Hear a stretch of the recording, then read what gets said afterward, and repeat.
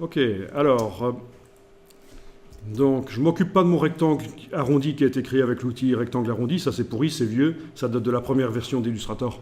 On va faire une version plus récente de l'arrondi, c'est-à-dire que vous sélectionnez votre rectangle à coin angle droit, ce que vous avez créé avec le premier outil, et on va lui mettre un effet d'arrondi en allant dans le menu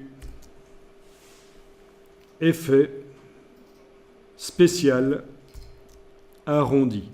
Remarquez au passage que dans les effets spéciaux qu'on peut mettre sur les objets, il y a les effets qui travaillent sur les vecteurs, sur la forme, sur les formes en fait.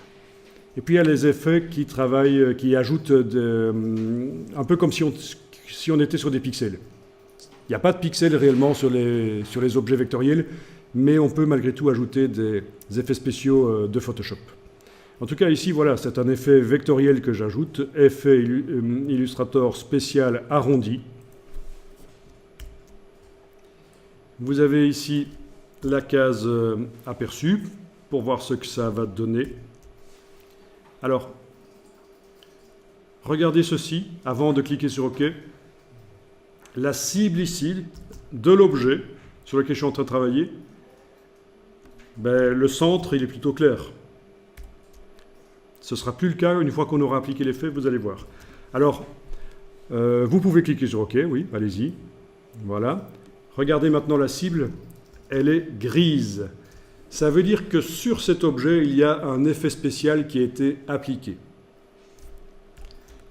Alors, si vous voulez modifier, ça c'est super important à comprendre aussi dans Illustrator. Illustrator, on ne peut pas s'en servir sans avoir étudié Illustrator, parce que ceux qui y vont à l'intuition, qui se disent « Ah, je vais chipoter, je vais y arriver », il y a plein de choses que vous n'allez pas comprendre en fait. Par exemple, ceci, vous avez appliqué un effet spécial d'arrondi sur le rectangle. Si vous voulez le modifier, il ne faut surtout pas retourner dans le menu « Effet spécial arrondi ». Je le fais ici pour vous montrer, parce que quand vous faites ça, vous allez en fait ajouter un deuxième effet d'arrondi qui vont se combiner, ils vont se combiner ensemble. C'est d'ailleurs ça que ça veut dire, ceci appliquera une autre instance de l'effet. Et alors, Adobe vous dit, pour modifier l'effet que vous avez appliqué précédemment, cliquez 2 fois sur son nom dans le panneau aspect. Donc dans ce cas-ci, j'annule l'application de deuxième arrondi, c'est une erreur. Si je veux modifier le premier arrondi, je dois aller dans la palette aspect, qui est une des palettes les plus importantes de Illustrator. Alors on y va. Menu, fenêtre, aspect. Voilà la palette aspect. Dans la palette aspect, vous retrouvez le contour et le fond qui sont appliqués sur cet objet. Et vous retrouvez aussi l'effet spécial que vous venez d'appliquer. Et donc, si vous enlevez l'œil en face, il n'agit plus, vos coins sont droits. D'accord ?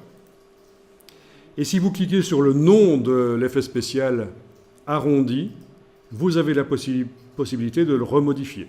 Avec la case aperçue, vous allez même voir en temps réel ce que ça donne. Faire des arrondis plus grands, par exemple. Voilà. OK. Donc, pensez bien à ça. Les effets spéciaux, ça se modifie par la palette aspect.